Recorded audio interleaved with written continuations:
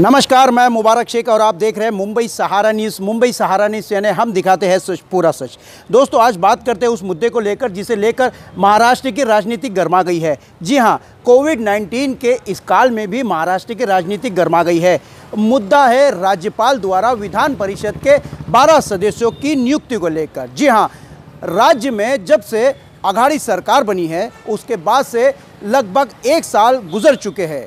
उसके बावजूद राज्यपाल द्वारा विधान परिषद के 12 सदस्यों की नियुक्ति नहीं हुई है, जिसे लेकर शिवसेना के नेता संजय राउत ने अपने अखबार सामना में राज्यपाल पर कटाक्ष करते हुए पक्षपात का आरोप लगाया। इस पूरे मामले पर जहां राजनीति गर्मा गई है, उसी मामले को लेकर मुंबई सहारा न्यूज़ ने रामदास आठवले सामाजिक न्याय मंत्री से इस पूरे मामले में बातचीत की। उन्होंने इस पूरे मामले का खुलासा करते हुए मुख्यमंत्री उद्धव ठाकरे पर कटाक्ष कर डाला। तो आइए रामदास आठवले ने एक्सक्लूसिव इंटरव्यू में क्या कहा, देखते हैं।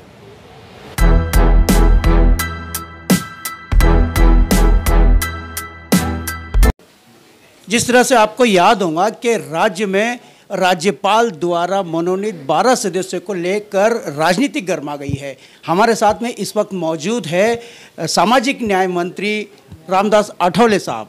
आपको याद होगा कि रामदास आठवले साहब की बात या उनकी भाषा, चाहे अधिवेशन हो चाहे भाषण हो, ये पूरे देश भर चर्चित होती है। आइए इसी मुद्दे पर हम बात करना चाहेंगे आठवले साहब से कि आखिर कोर्ट ने भी इस पूरे मामले में दखलंदाजी की। राज्यपाल से ही उन्होंने, कोर्ट ने जो है सवाल किया है, तो इनकी प्रतिक्रिया क्या होंगी ये जानते हैं। आठवले साहब, ये बताया कि भाई जिस तरह से आपको याद होगा कि 12 लोगों की जो नियुक्ति को लेकर लगातार जो है समय खींचता गया, अलग अलग पार्टियों ने उसके ऊपर कई तरह के आरोप लगाए, आपकी क्या प्रतिक्रिया है? मेरी प्रतिक्रिया ये है कि हमारे जो महामहिम राज्यपाल जी है, ये सभी कानून जानते हैं, भारतीय संविधान की जो रूपरेखा है उसको जो जानते हैं, उनके क्या अधिकार है उसकी जानकारी उनको है। राज्य के और माननीय गवर्नर साहब के संबंध क्या होना चाहिए इसकी उनकी पूरी जानकारी है। लेकिन अभी फ़िलहाल जो जानकारी सामने आई है कि जो लिस्ट है, ये लिस्ट अभी तक मतलब राज्यपाल साहब के ऑफिस में पहुँची नहीं है। इसी तरह की न्यूज़ भी आ गई है। तो इसीलिए मुझे लगता है कि माननीय राज्यपाल वक्त पर निर्णय लेंगे। राज्यपाल के खिलाफ बयानबाजी करना अच्छी बात नहीं है। राज्यपाल एक सम्माननीय पद है और कौन से मुद्दे पर मतलब क्या टेक्निकल डिफ़िकल्टी है, कुछ न कुछ तो टेक्निकल डिफ़िकल्टी होने के कारण इसमें थोड़ी देरी हो गई है। लेकिन माननीय राज्यपाल भगत सिंह कोश्यारी जी बहुत ही होशियार आदमी है, बहुत एक्टिव आदमी है और वक्त पर जरूर निर्णय लेंगे। लेकिन अगर उनके पास लिस्ट आई नहीं है तो निर्णय कैसा ले सकते हैं? तो इसीलिए मुझे लगता है कि दोबारा राज्य सरकार ने अपनी लिस्ट गवर्नर साहब के पास देनी चाहिए, ऐसा मुझे लगता है। तो आपको क्या लगता है कि भाई जिस तरह से शिवसेना के कई नेता, बड़े नेताओं ने भी इस तरह से आरोप लगाया कि एक तरह से पक्षपात का आरोप लगाया, तो आपका क्या मानना? नहीं, पक्षपात का इसमें कोई संबंध ही नहीं है, क्योंकि बहुत सारे राज्यों में गवर्नर साहब अलग विचारधारा के होते हैं, राज्य सरकार अलग विचारधारा की होती है, लेकिन उनका काम चलते रहता है, उसमें कोई दो राय नहीं है। लेकिन राज्यपाल एक सम्मानीय पद है, उनके ऊपर इसी तरह का अटैक करना, उनके खिलाफ बयानबाजी करना, उनके बारे में अविश्वास व्यक्त करना, ये अच्छी बात नहीं है। और शिवसेना को मेरा तो सलाह है कि अगर आपको राज करना है, माननीय उद्धव ठाकरे जी मुख्यमंत्री है, बाला साहब ठाकरे जी का सपना पूरा करना अगर है, तो इसी तरह राज्यपाल के खिलाफ बयानबाजी करना अच्छी बात नहीं है। राज्यपाल जरूर वक्त आ जाएगा तो निर्णय ले लेंगे, ऐसा मुझे लगता है और इसीलिए राज्यपाल जरूर जल्दी निर्णय लेंगे। सर, जिस तरह से कोरोना के काल में नदियों में लाशें बही, उसके बारे में आप बताएं।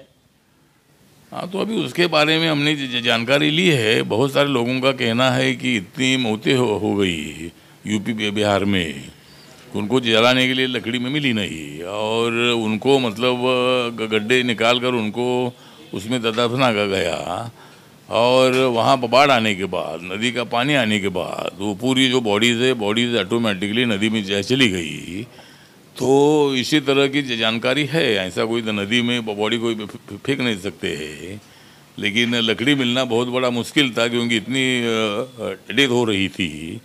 इसीलिए मतलब उनको गड्ढे में दफनाया गया था और वो मतलब मट्टी ये होकर मतलब वो पूरी बॉडीज उसमें अंदर आ गई। तो ये जो जानकारी है, तो इसीलिए किसी ने बॉडी फेंकी थी, ऐसा मुझे लगता नहीं है।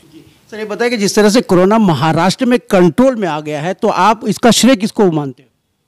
नहीं, महाराष्ट्र का जो कोरोना कंट्रोल में आया है उसका श्रेय मैं जनता को देना चाहता हूँ, और उसमें भारत सरकार का भी मतलब उसमें सहयोग है, राज्य सरकार का भी सहयोग है, लेकिन सबसे ज़्यादा सहयोग जो है जनता का है। जनता ने मतलब अच्छा काम किया है, पुलिस ने भी मतलब अच्छा काम किया है, लोगों को अच्छा गाइड किया है। और इसीलिए जब मतलब अभी जब लॉकडाउन जो है लॉकडाउन लगा, तो मुंबई के लोगों ने, महाराष्ट्र के लोगों ने उसको बहुत ही अच्छी तरह साथ दे दिया है, और इसलिए कोरोना कम होता जा रहा है।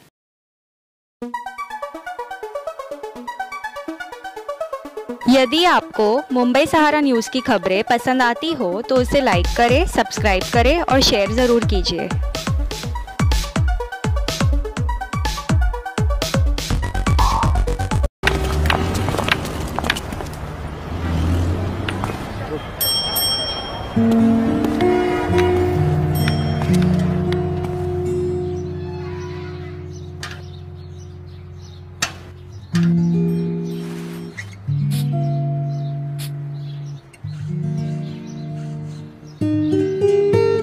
मी जबाबदार,